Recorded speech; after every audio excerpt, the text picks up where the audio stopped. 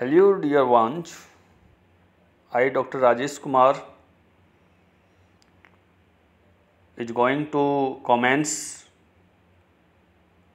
fifth part of Lost Spring from Flamingo, a textbook from 10+2 class NCERT।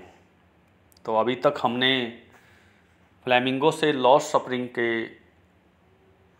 Fourth part का first से लेके fourth part तक का textual content किया है।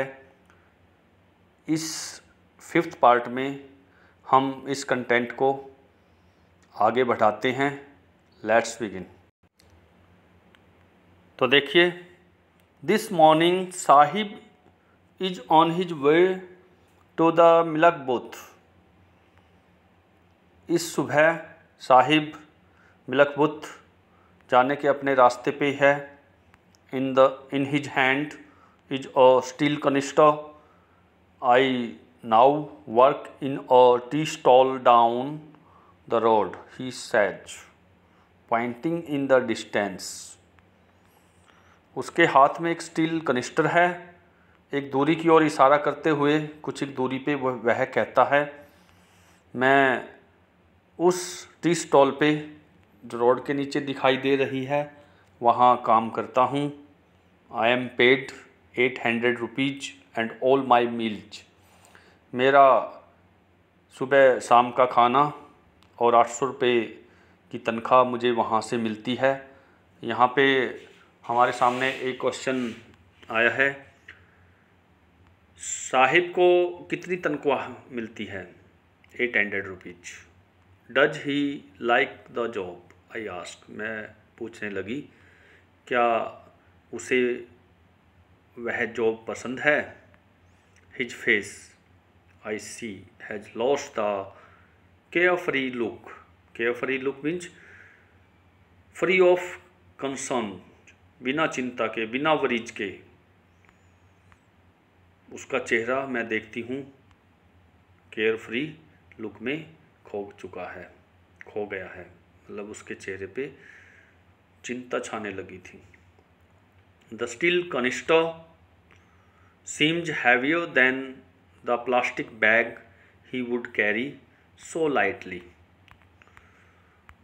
Over his shoulder.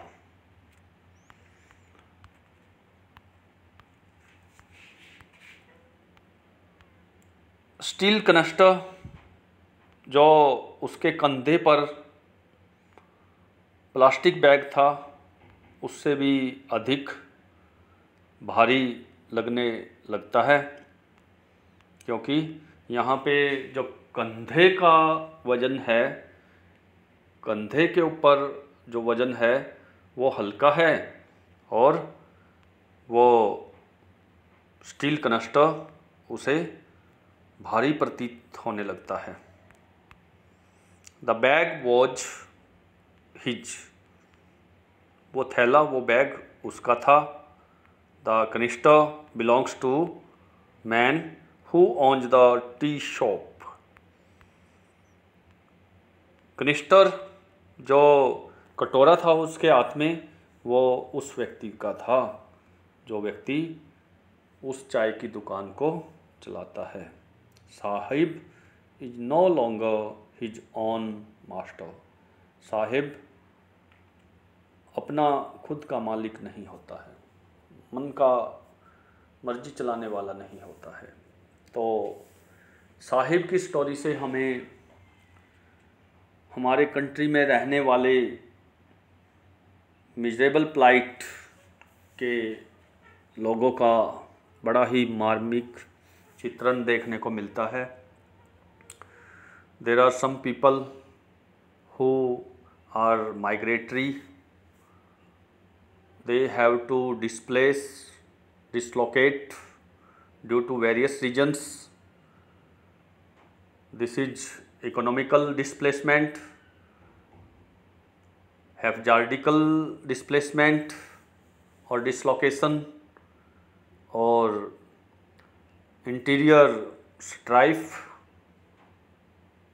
displacement, कहीं पे आंतरिक कलह हो जाए, कहीं पे भारी विपत्ति आ जाए, कहीं पे कोई आपसी कलह छिड़ जाए, उसकी वजह से लोगों को एक स्थान से दूसरे स्थान पर माइग्रेट होना पड़ता है। जब वो डिस्प्लेस हो जाते हैं, उन्हें सर्वाइवल के लिए बहुत ही कठिनाइयों का सामना करना पड़ता है। अनीश जंग हमारी नरेटर और राइटर ने साहिब के माध्यम से एक बड़ा ही मर्म स्पर्शी, heart moving, heart touching description हमारे सामने प्रस्तुत किया है।